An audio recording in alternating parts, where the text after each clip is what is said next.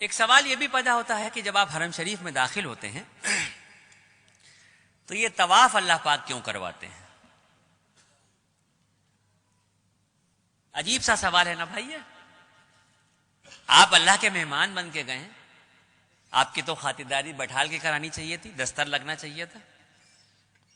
یہ اللہ پاک طواف کیوں کرا رہے ہیں اپنے گھر کا؟ آدم علیہ السلام کو جب اللہ رب العزت نے بنایا،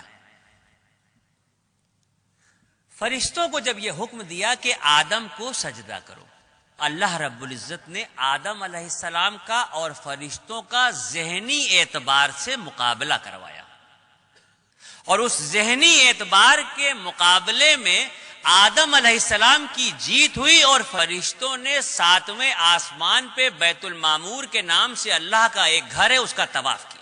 جب اس کا طواف کیا تو اللہ رب العزت کو یہ ادا بہت پسند آئی، اور اسی وقت جبرائیل علیہ السلام کو یہ حکم دیا گیا کہ آدم کو لے کے زمین پہ جاؤ اور بیت المعمور کے ٹھیک نیچے روئے زمین پر میرے ایک گھر کی تعمیر کرو، تاکہ میرے بندے اگر مجھ سے اپنے عشق کا اظہار کرنا چاہیں یا اپنی کسی غلطی کا کفارہ دینا چاہیں تو میرے گھر کا طواف کریں. اگر مجھ سے اپنے عشق کا اظہار کرنا چاہیں یا اپنی کسی غلطی کا کفارہ دینا چاہیں تو میرے اس گھر کا طواف کریں. اور سن لیجئے، ہم جو اللہ کی اشرف المخلوق ہیں، ہماری جب تک سانس چل رہی ہے آپشن کھلے ہوئے ہیں ہمارے سامنے. ہم زندگی میں جتنی بار چاہیں مکہ شریف جائیں، جتنی بار چاہیں حرم شریف جائیں، اور جتنا چاہیں اتنا طواف کریں. لیکن وہ جو بیت المعمور کے نام سے اللہ کا گھر ہے جس کے فرشتے صرف طواف کرتے ہیں، تو 70,000 فرشتے روز اس گھر کا طواف کرتے ہیں، اور ایک بار جو فرشتہ طواف کر رہا ہے قیامت تک اس کا دوبارہ نمبر نہیں آئے گا.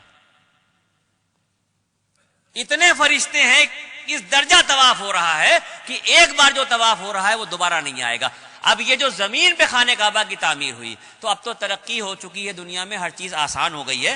آپ گوگل پہ دیکھ سکتے ہیں، نقشہ اٹھا کے دیکھ سکتے ہیں، موبائل پہ دیکھ سکتے ہیں، کسی بھی طرح سے اگر آپ دیکھنا چاہیں آپ گوگل کے نقشے پہ جا کے دنیا کا نقشہ ڈالیے، اور دنیا کے نقشے پہ جب آپ دیکھیں گے تو پوری دنیا آپ کو گول دکھائی دے گی. یہ تو نقشے کے دیکھے بغیر بھی سب کو پتا ہے کہ دنیا گول ہے. اس دنیا کے گول کے بیچ میں جو سینٹر ہے، بالکل انچوں سے ناپ لیجئے، ایک ایک سوت کے حساب سے ناپ لیجئے، پوری جو گول دنیا ہے اس کے بیچ کا جو سینٹر ہے، اس گول سینٹر پہ یہ کعبۃ اللہ کی تعمیر ہوئی ہے. اب یہاں پر بات ختم نہیں ہوتی، یہ تو بات سمجھ میں آ گئی کہ دنیا گول ہے، اور دنیا گول ہے تو اس کے بیچ میں خانہ کعبہ ہے. یہ بات یہاں پہ ختم نہیں ہوتی.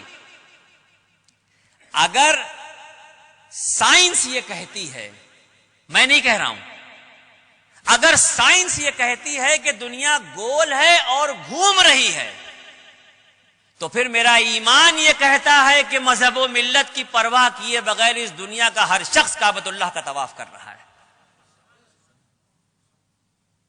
اگر سائنس یہ کہہ رہی ہے کہ دنیا گول ہے اور گھوم رہی ہے، تو پھر میرا ایمان یہ کہتا ہے کہ اس دنیا پہ مذہب و ملت کی پرواہ کیے بغیر کسی بھی مذہب کا شخص ہو، ہر شخص جانے میں یا انجانے میں کعبۃ اللہ کا طواف کر رہا ہے.